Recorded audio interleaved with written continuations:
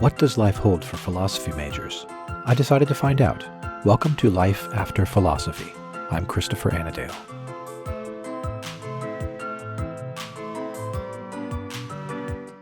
Welcome to Life After Philosophy. My guest today is R.J. Matava, who graduated in 2002 from Mount St. Mary's University.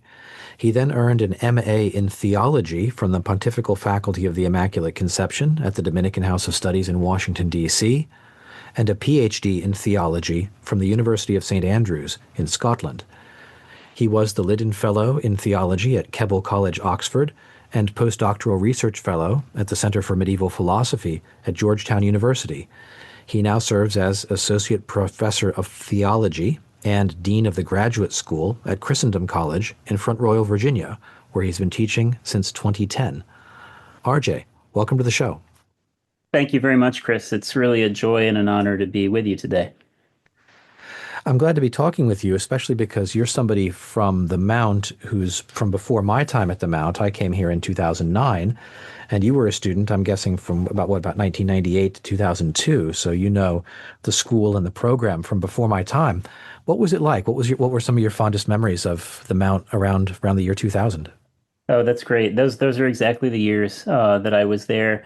Loved the Mount. The community was just amazing. There was a really great relationship in that day too between the college and the seminary that I benefited from as a college student.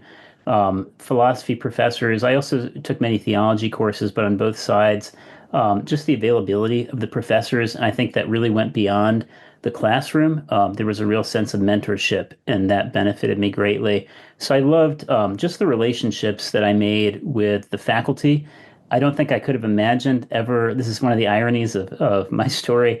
I couldn't have imagined going into the Mount, spending my life doing this or being an academic. I think I can remember being a senior in high school thinking I would never want to be a professor. I would never get out of school. And it was thanks to the mentorship, really, and the encouragement of the faculty that I met that that it dawned on me that I could spend my life in this career, but also the friendships that I made. And another thing that really stood out to me, besides just the great environment with friendships, mentor relationships, the liturgical environment, and also just the physical beauty of the Mount. I love the mountains. I love Emmitsburg, the Catoctin Mountains. It's just a great way to get together, spend time outdoors, which is one of the things I love to do. And all around, it was really just a wonderful place. I met my wife at the Mount, and both of us just have very fond memories of our time there. That's fantastic. That's great to hear.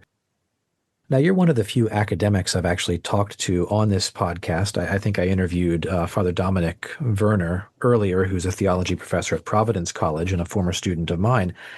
But it's not typical that most people in philosophy as undergraduates end up either in philosophy or theology, a related field, as professors. So is there more of your story you can tell about how it sort of dawned on you that perhaps this could be my path in life, and then you got sort of reaffirmed at each stage towards where you're at now? Yeah. So in my case, I think the surprise to me in finding joy in the academic life was because while I had, in many ways, a very good high school education at public schools in Connecticut, where I'm from, there was something missing in that environment. And I found it very frustrating. I think I didn't have a way of making sense of the big picture. I didn't have a way of understanding kind of the ultimate motivations for what we were doing and why we were doing it. And I struggled as a result of that with certain subjects. I did very well in others. Overall, I did all right. But I did this because I had to do it, not because I understood the ultimate motivations or really desired to do it. And I come from a trades background. My family ran a business, automotive repair business, and practically everybody in my family, every guy in my family had some sort of hands-on trades related work that they did. And so I enjoyed that. I did that in high school. And when I remember coming to the Mount as a high school student, checking it out, I visited campus a few times, and I got my hands on a course catalog back in the days when there were such things, printed. and we could flip through and look at the courses. And I saw topics I'd never heard of before, both in philosophy and in theology, courses like metaphysics, courses like Christology. And I was intrigued by this when I read the descriptions, what these were about. And I realized this is what I really want to do. These are areas that, I've never had any exposure to whatsoever, but seem to pursue answers to questions that I have. Um, I think also in high school already, I was thinking about the rational motivations for faith. I grew a lot in my faith during those years, and certainly in college as well. But I found myself asking a lot of questions and being challenged by my environment, by my peers, by my teachers in some cases, to ask questions about really the rational motivations of faith. And I wasn't getting answers to those questions where I was. And I thought, here's a place where I can go and I can really pursue answers to these questions. So that was kind of my first intro. I can remember not really being supercharged about the idea of going to college at all, but it was sort of, I could see this is probably what I'm going to do. It's what I need to do. And when I started to look into philosophy and into theology, I thought this is really interesting. I want to do this. When I started to do it, I met the faculty and really developed great relationships with everyone that I studied under, but had really, I'd say, closer mentoring relationships with a few of the faculty at that time. Karen Storr was in philosophy. I took several courses with her. John Donovan, Bill Portier in theology. Took courses with many of the other faculty as well. George Winnis, David Ream, Nick Plants, Dr. Wright was there then. Richard Buck came before the end of my time, and just learned a tremendous about not only about the topics that we covered in our courses, but really more about how to do philosophy, and not only how to do philosophy as a technical discipline, but I really saw in many of those relationships exemplified philosophy as a way of life. How to think, not just how to know about what people thought, but how to think. And they really challenged me. I can remember Karen Storr in particular, just really in the beginning challenging me. I remember, getting some painful grades in the beginning and getting pushback about, do you really understand your opponents? It's one of, I think, the most valuable lessons that I took away from several of my courses and different professors, but I remember that. So it was through the encouragement of professors and also just the love of the subject matter once I was able to read into it that it started to occur to me like maybe this is something I could go on to do further. I don't think I would have thought of that on my own, but I remember, I don't distinctly remember exactly who all, but I think I had encouragement from Karen, from Bill, and then but I remember Jermaine Grisey. He recommended that I consider this, and that I took that to heart. I learned a lot from him, and so the encouragement was there among the faculty. And that's great. I had the opportunity to meet Dr. Gazet once or twice during the time that our time here overlapped, and he's sadly gone now. What do you think about this philosophy to theology pipeline, about people who begin by studying philosophy and end up going into theology, either I suppose as a hobby or as a professor of theology? You've seemed to have had some postgraduate positions in both. Yes. How did you find it making the transition and then kind of settling into being a theology professor? And where do you see philosophy and your philosophy training playing a role in that? Oh, every day. I love both disciplines, and I've been really blessed from the beginning to be able to keep feet in both worlds. One of the things that happened soon after I began at the Mount was the promulgation by John Paul II of the encyclical Fides et Ratio. I can remember being a work study student in the theology department at that time when this thing hit the desk. I remember I used to receive the mail and a copy of Origins came in. I had to catalog Origins and date stamp it and put it in a three-ring binder. And Fides et Ratio came out. I went to the copy machine and ran myself a copy. And I was really excited about this because it seemed to address the very things that I had been grappling with since high school. And I was just really excited about that. And from around that time, I can remember thinking to myself, um, I'd like to keep feet in both worlds as long as I am doing this. And I have been able to do that. I think it's been a tremendous benefit to the practice both of philosophy and theology to keep them in conversation with each other. my own experience hasn't been cleanly from straight philosophy into theology. Really, I studied both alongside each other. So I was a philosophy major at the Mount, but I took a number of courses in theology. In fact, I think I took as many credits in theology as I did in philosophy, but I didn't have a double major. And then decided to go into theology. I've always loved the practice of philosophy, and I've always loved the content and the aims of theology. And I think they just fit hand in hand really nicely. So I've always wanted to engage with the kinds of questions that theologians are after and to be able to draw on the sources that they use, like sacred scripture, the church fathers, the teachings of the church. But the dialectical reasoning of philosophy, the practice of philosophy, that's always excited me, and I love to do it. I think it's indispensable for theology too. And one of the things that I remember reflecting on, even from the beginning, was how these two disciplines separate from each other to the detriment of both. And so, while there are really important, distinct methodological boundaries between the two, nevertheless, I think they're complementary. And it's always been my aim from my time at the Mount to really practice both. And I've been able to do that. I went after the Mount to the Dominican House of Studies in Washington as I was a lay student. Studied mostly systematic theology. I mean, we had a core there, so we read across a number of the subfields in theology, but I concentrated in systematics. Had the intention at that time of doing a doctorate in moral theology, applied, got accepted to places, but at that point pivoted and reconsidered my research agenda. Decided to take a year, continue working, saving up.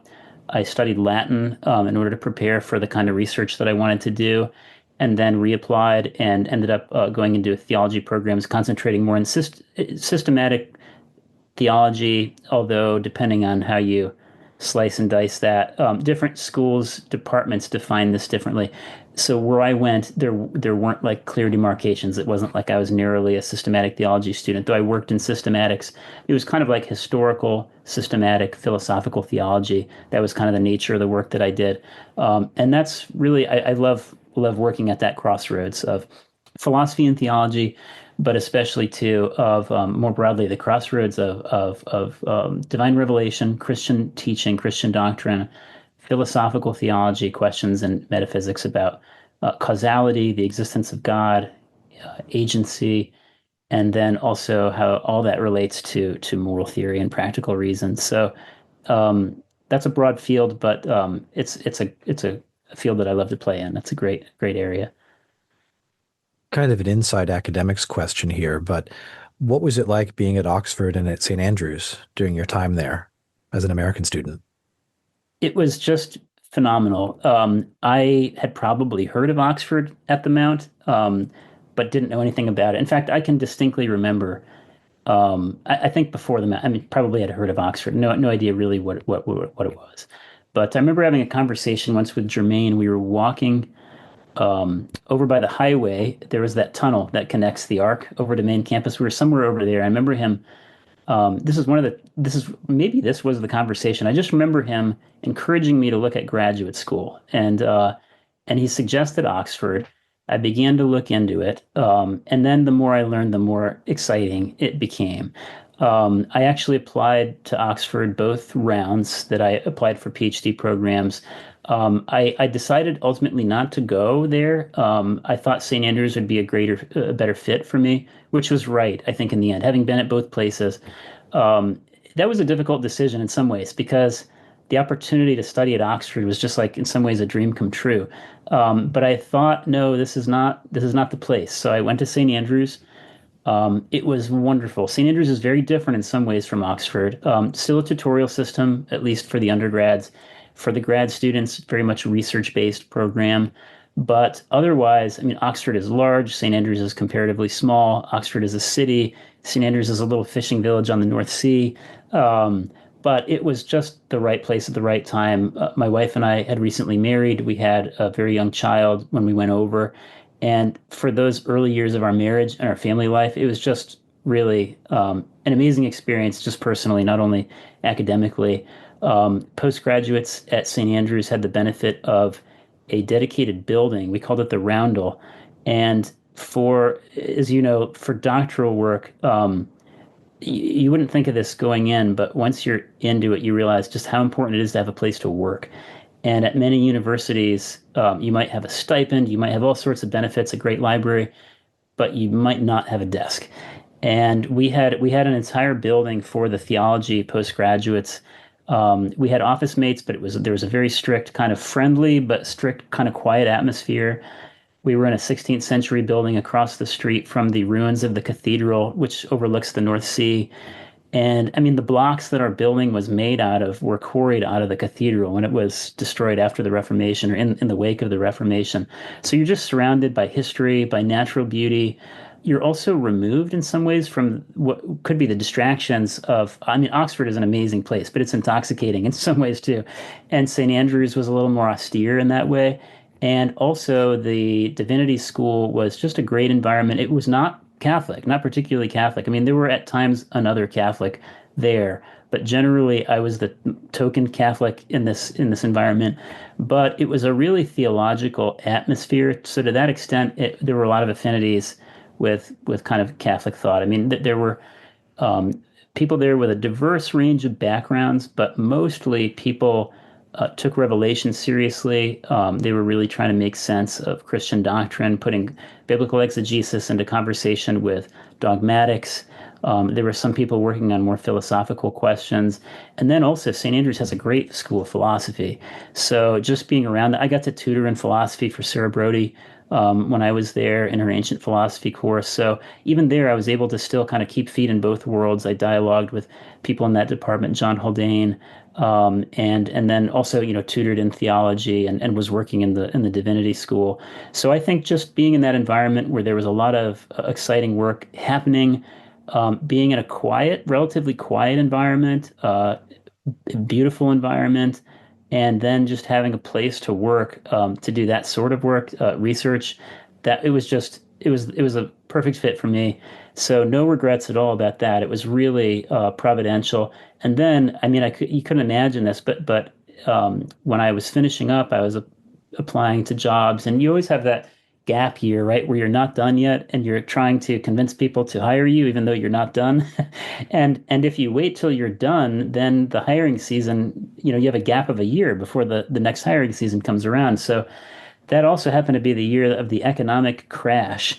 And so I was very fortunate because everything dried up. I mean, I had some interviews, I had some conversations with different jobs that I don't know where they would have gone, but they seemed maybe promising. And in the end, I had one option, and thankfully it was a good option, and couldn't have ever imagined it. And so I feel like really it was a gift, and I was blessed with the best of both worlds, where I got to be a student at St. Andrews, but then I still got to go to Oxford, and I got to teach there, and I got to be a research fellow. And I think probably I enjoyed it a lot more from that side than I would have had I been a student. That's my sense. That's great. I've heard nothing but good things about St. Andrews, which is one reason why I was curious to know your personal reflections. That's really wonderful to hear about. I remember the difficulty that I had back in my graduate days, just trying to get a library carrel or a Yes. room assigned to me for my unique use. It seems those resources are not always available where you'd like them to be. That's right. I think it's a rare thing that we had, but it was really helpful. Now, you've been at Christendom since 2010, so for 15 years now, you've Yeah. seen, I'm sure, some growth and some change in that program. What's that been like, coming there sort of as a new faculty member and now being, a decade and a half later, kind of mid-career, institutional, a keeper, so to speak? What's what's your reflection on the progress you've seen there? Time flies when you're having fun. It's hard to imagine. 15 years sounds like a long time to me still. I can now talk about things in terms of 20-year increments. That seems eerie to me, but it's true.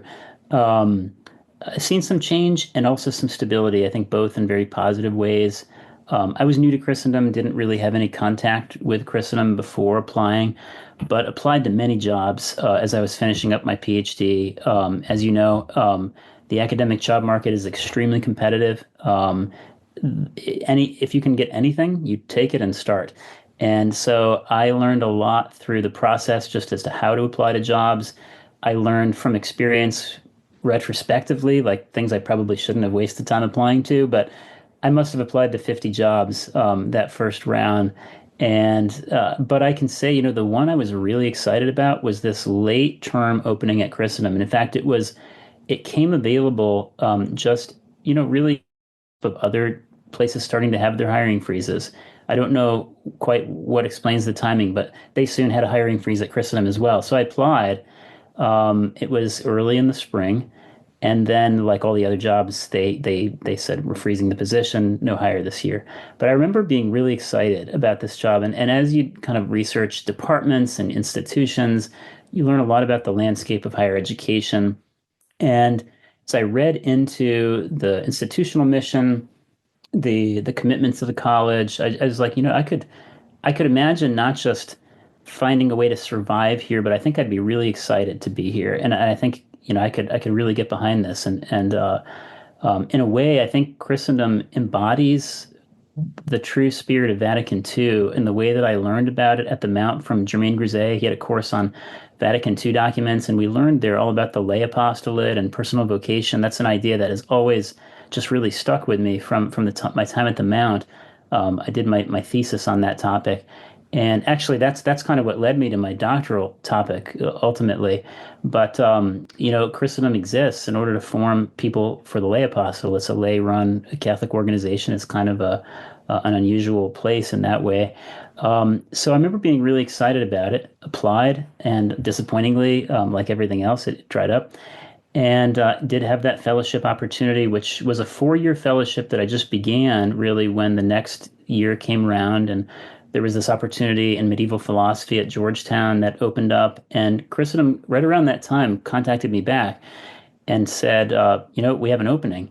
They were going to add a position the previous year. And now what had happened was a faculty member who was a religious was assigned to the North American College at Louvain or Leuven in Belgium.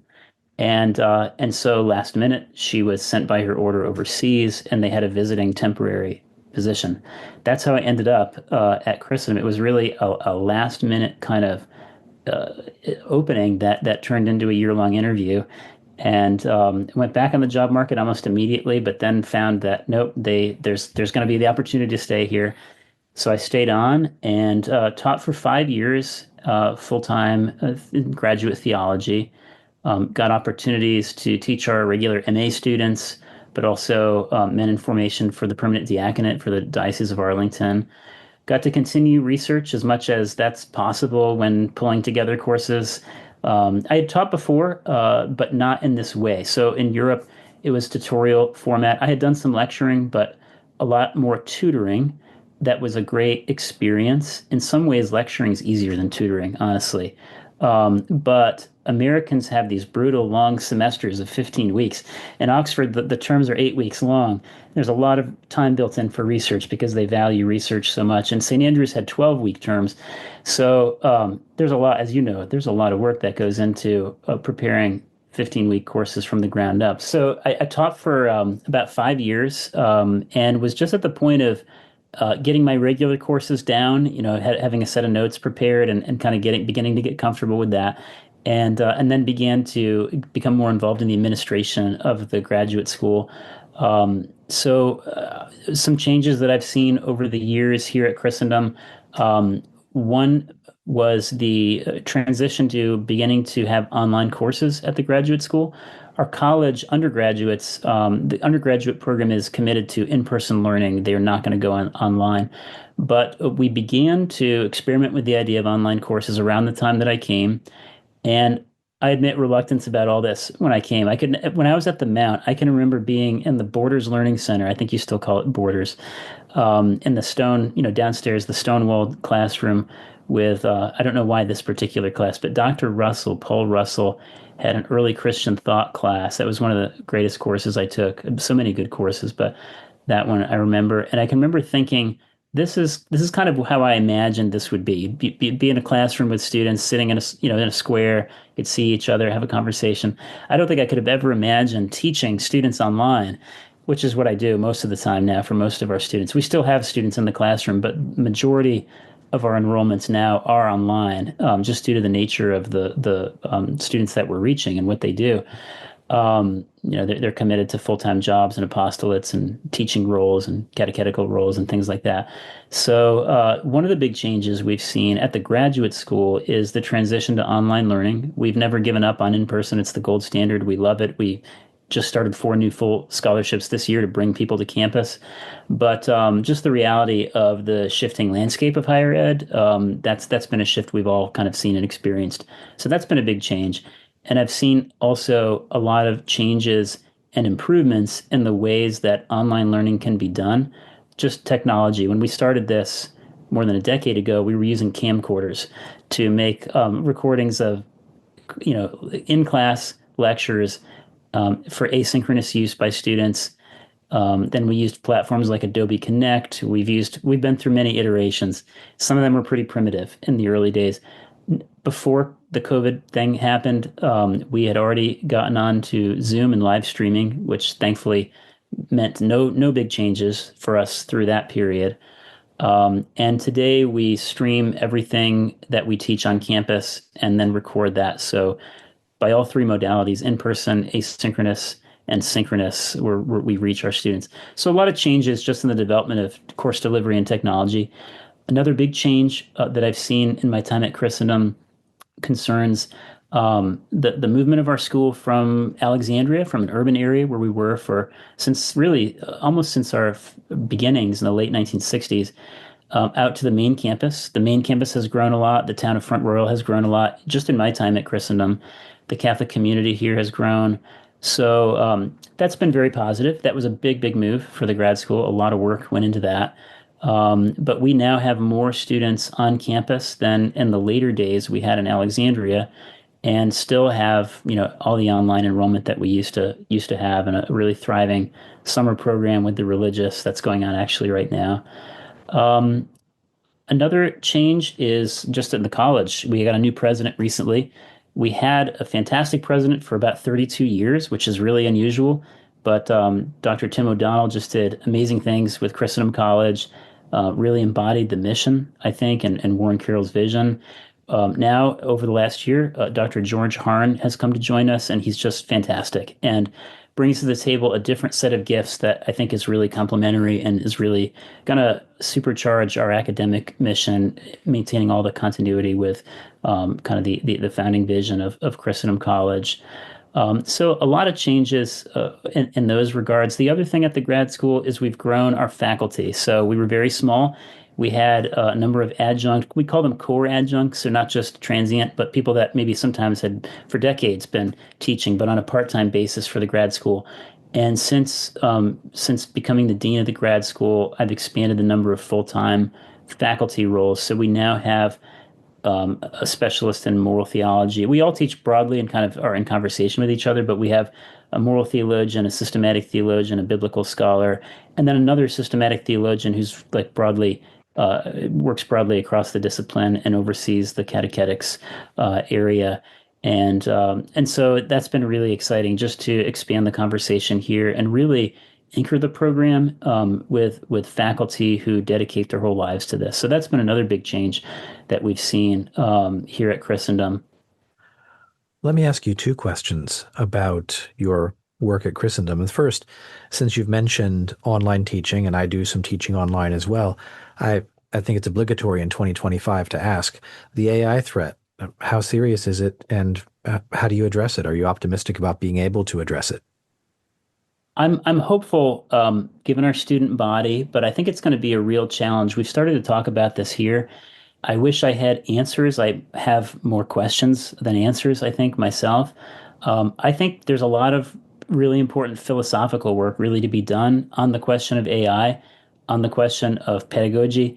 Um, I would tell you that I could, for the types of assignments that I give my students, and I assign a lot of writing in my courses, I tend for most of them to assign short, kind of like tutorial essays. So actually, my style comes from 2 experiences, one at the Mount and one when I was overseas. The courses that I learned the most from, hands down, at the Mount, were courses that required frequent short writing assignments. And I can remember specifically courses with Karen Storr, Germaine Grisey, and Bill Portier, but especially Germaine Grisey and at least one or two of Karen Storr's courses. Definitely got the most out of those. And I think just being forced to write and articulate thoughts is what stretched me. It's easy to read. It's easy to also think that you understand what you're reading when you're reading. It can be a passive thing. And it's only when you have to articulate yourself that you realize what you don't know. And I think one of the most important habits or skills in philosophy is, well, going all the way back to Socrates, like knowing what you don't know, and being honest about that. And it's also what's behind the adage that I'm sure you'd agree with, that you don't really know something until you have to teach it. And it's by teaching that you really begin to figure things out. So these writing assignments were great. We started that at the Mount. I learned that there. And then I saw also in the tutorial system at St. Andrews and at Oxford, though there are some differences in the ways that tutorials are run at those two universities, we have students write a lot and regularly. And so I've tried to do that in many, not all, but many of my courses here.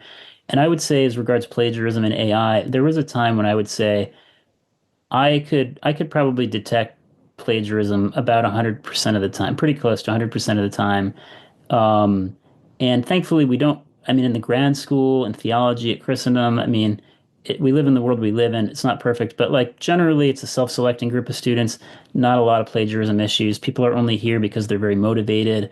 Usually, there's two things. Christendom grad students are very motivated. They don't have to be here or in any other grad school. And then secondly, they're studying theology and they've chosen a place that's institutionally committed to fidelity. So that helps. It doesn't make it perfect, but it helps. And sometimes you get these cases where students just don't really understand what plagiarism is due to a culture or language barrier, and that things can happen that way. But I could probably, I tried using the software, and it was just a waste of time, and it was cumbersome. I didn't need the software to detect plagiarism. Generative AI, I'm not sure I could say the same thing. I don't know if I could detect for all my assignments AI generated responses. I think they might look a lot like mediocre essays that you might give a B to, and assume the goodwill of the student.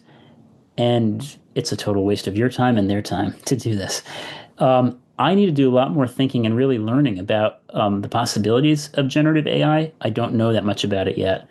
I wouldn't doubt that it has a utility, um, and maybe its strengths are in like, processes like writing code, things like that, where just, you gain a lot of efficiency.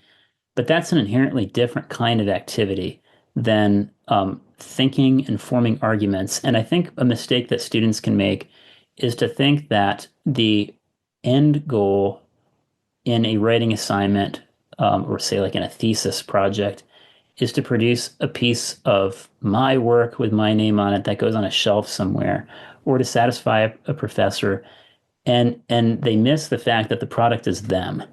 And I think that's the risk of using generative AI in humanities disciplines, especially in philosophy. It completely undercuts the purpose for which you're writing, which is to formulate and develop your thinking.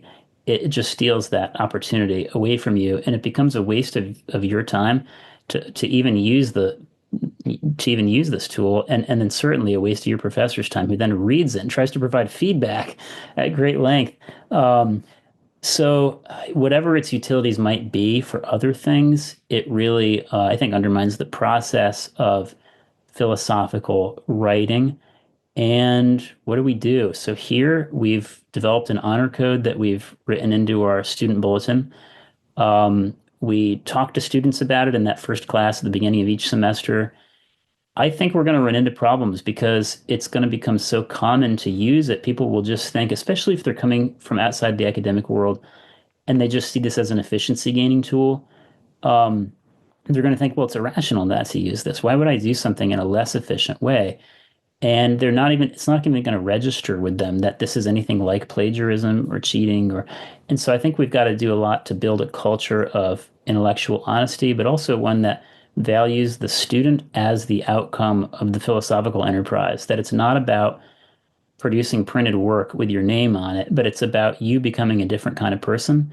being shaped up from the inside out by going through a really, frankly, harrowing, rigorous, sometimes process of trying to understand ideas other than your own and develop arguments, analyze arguments, be pushed around intellectually, and that's difficult and messy work. And there's no substitute for that. Just like you just have to do it. It's like in a way reading primary sources. There's no shortcut. You have to do it, and by doing it, you'll be shaped up differently as a person. So I am a little concerned about the ramifications of all this for teaching college students and graduate students, and I don't have a mechanism, if you will, for preventing it. I think it's going to come down to personal responsibility.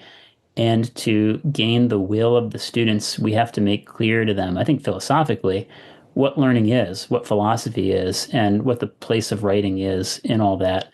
And there's a lot more work to be done there. I agree with you completely, and I couldn't have put it better myself. My real worry about the AI threat as it stands right now is that, as you I think were indicating, you think by writing. And so writing is not just this sort of productive activity, but an actual formative activity of you. And it's also when you do your thoughts, you discover what you know and what you don't know by trying to write it and put it into words.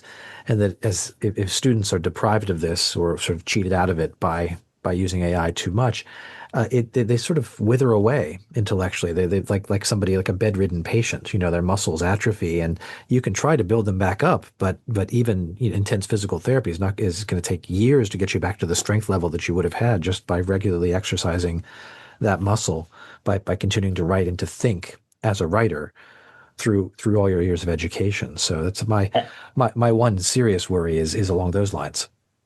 Absolutely. And writing, even for those of us that do a lot of it, and I can't say I'm one of the ones that do a lot of it, but writing's hard. Writing's hard for people that are good at it. And overcoming the inertia is, I think, made more difficult by access to this technology. I think something else that we've got to communicate to students effectively is the distinction between um, the manipulation of information and the appropriation of ideas. And what we're after is the appropriation of ideas. Um, nobody cares, nobody should care in philosophy whether you can manipulate information, but those are different things. And I think it may not be clear to students at first why if I'm producing this thing that answers the question you asked me, like why doesn't that count? It's like, well, all you've done is you've just kind of manipulated information, but you're not different. You're not your thinking isn't different. You have not appropriated. You don't have ownership of these concepts and of these arguments. So I think that's an important distinction that we need to draw. Yeah, I've thought of it myself as it's a kind of thought simulator, but I like your idea of describing it in that way as well. I might try to communicate that to my students in these coming semesters.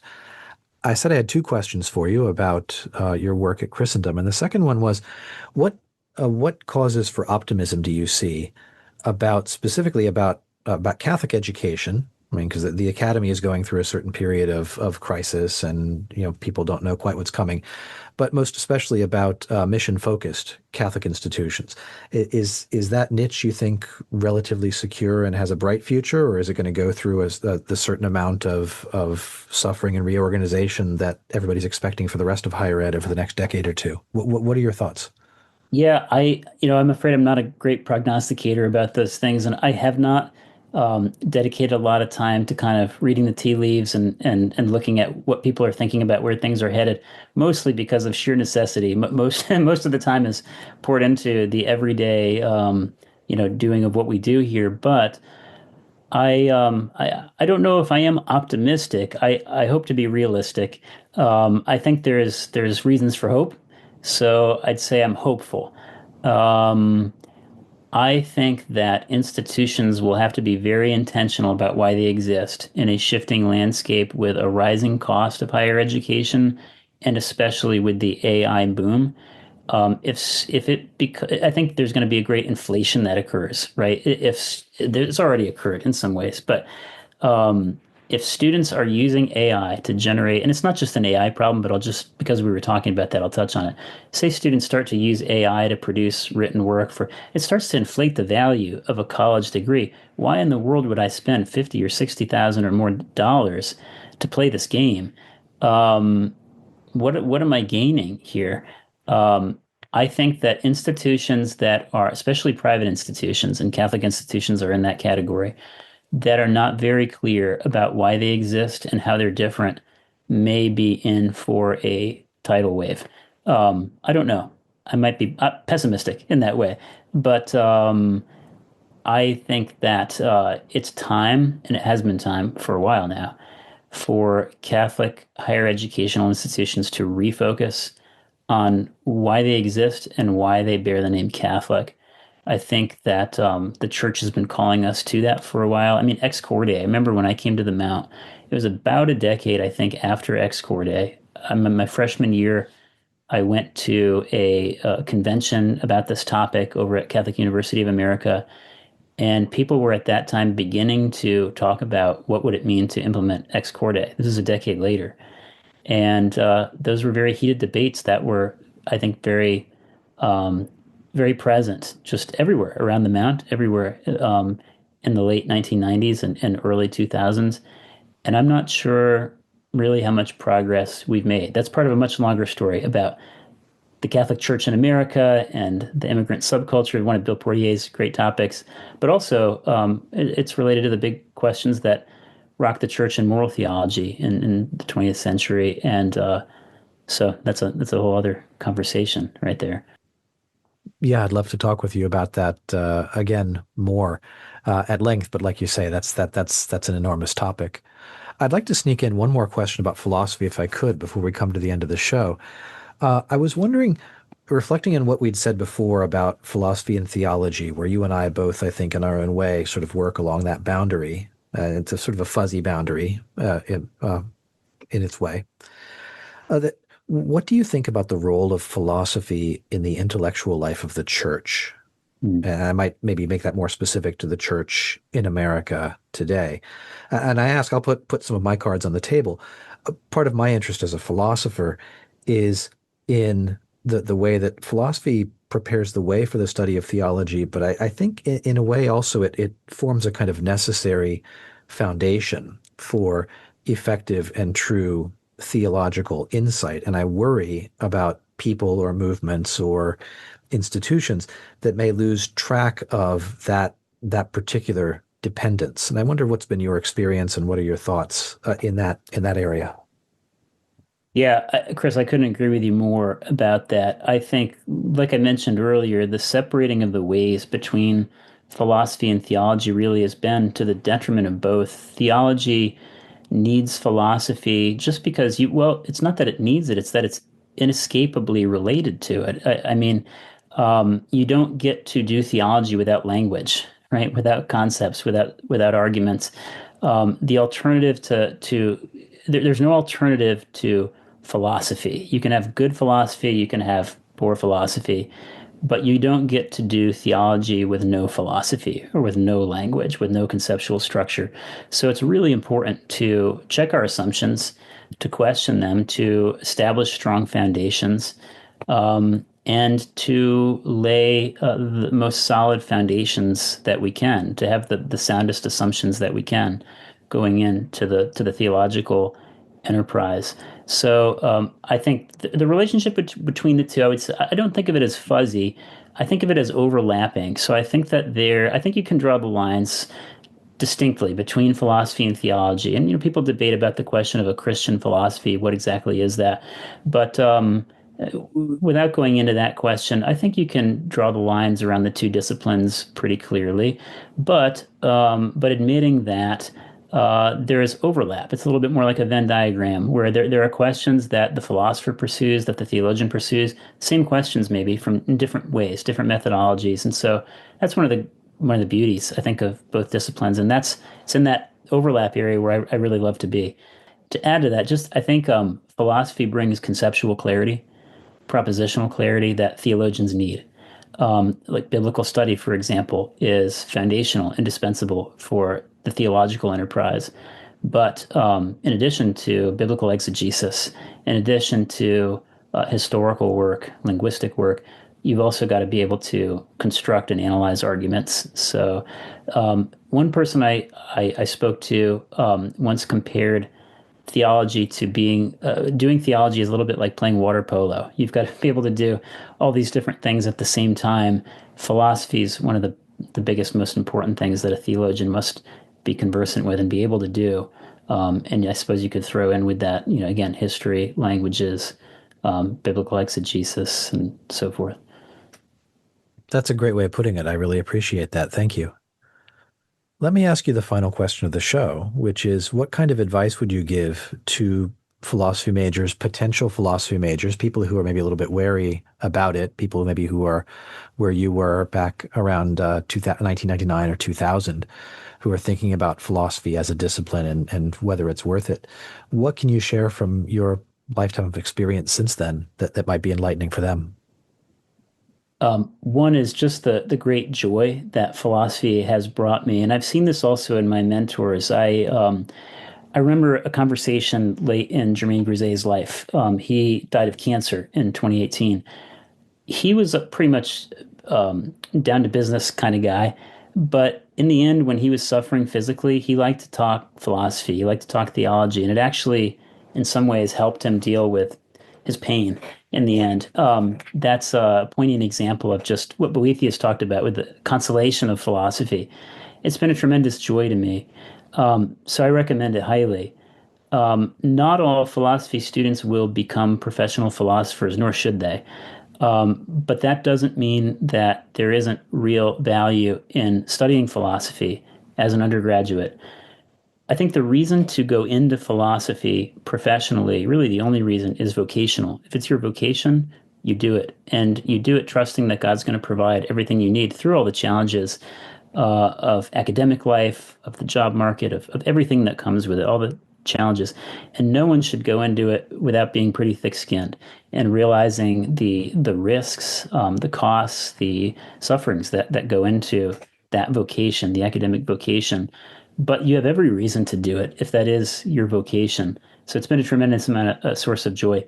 Um, One of the things that I would recommend to any student in philosophy, well, first, again, that studying philosophy here and now is worthwhile, even if this is not my professional pathway.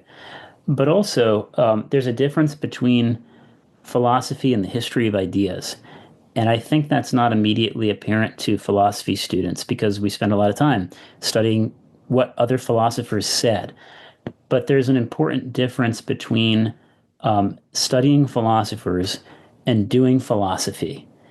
And both are good, both are important, but don't let the study of philosophers eclipse the practice of philosophy. I think that's really important. And genuine philosophers are hard to come by. So if you find one, sit at their feet and pursue wisdom. I think, too, professional philosophers, even professional theologians, have a hard time with this, but it's indispensable. And it's something that I really learned at the Mount, I think I'm still learning it, but began to learn at the Mount.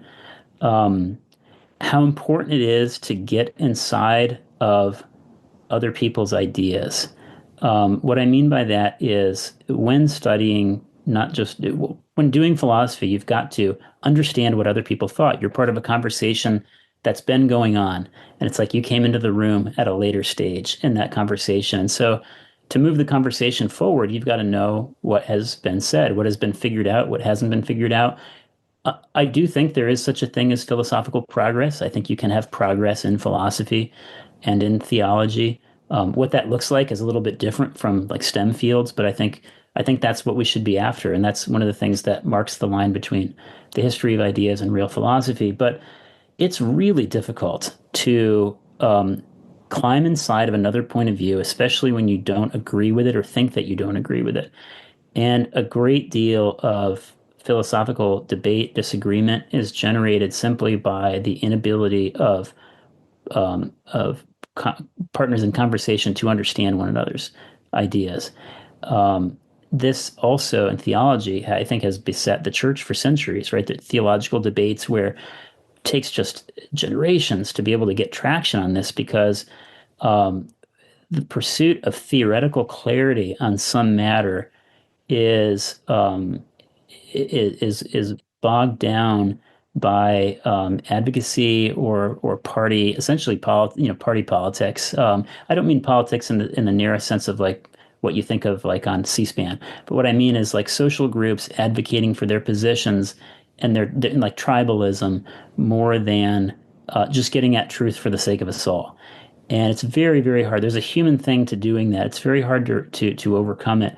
But I think it's very important for philosophy students to really own the ideas of their opponents if they find that they have an opponent, and they've got to be able to articulate the opponent's point of view in a way that the opponent himself would own and recognize. And so that's a hard skill to do. Psychologically, it's difficult, but I'd really encourage any students to do that. And then I think finally, just to see that philosophy is not a narrowly kind of intramural academic enterprise. It is that, but really it's about life. It's about reality. And the practice of philosophy should be a way of life. And I think I saw that in the mentors that I had at the Mount. And so I encourage philosophy students to think about what they're doing as something that is really ultimately about how they're living.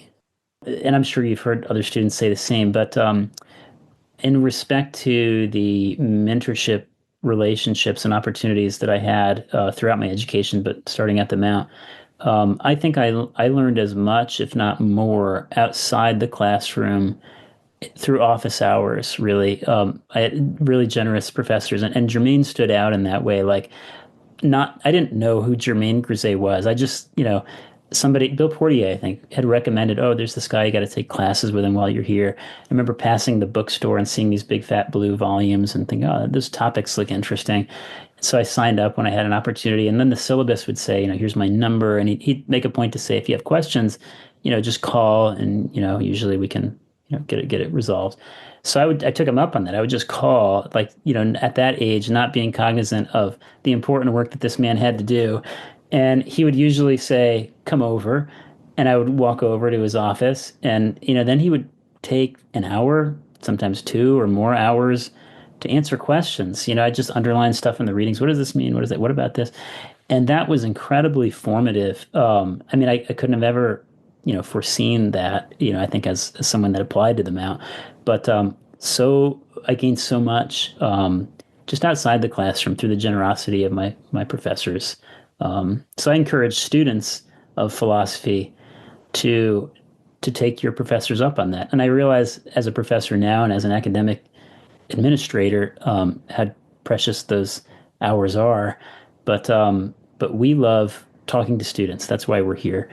And I think there's no really like no comparison to what you can do in that one-on-one conversation. That's really was the beauty too of how we taught at St. Andrews and at Oxford through that tutorial format. It created a format for conversation. And I encourage students to speak to each other, to look for opportunities to create those conversations with each other and also with their faculty. That's awesome. That's a great legacy for Germain Grisey as well. It's a good place for us to close. My guest today has been R.J. Matava, who is a professor of theology and dean of the graduate school at Christendom College in Front Royal, Virginia. R.J., thank you for being on the show. Thank you very much, Chris. It was a real pleasure.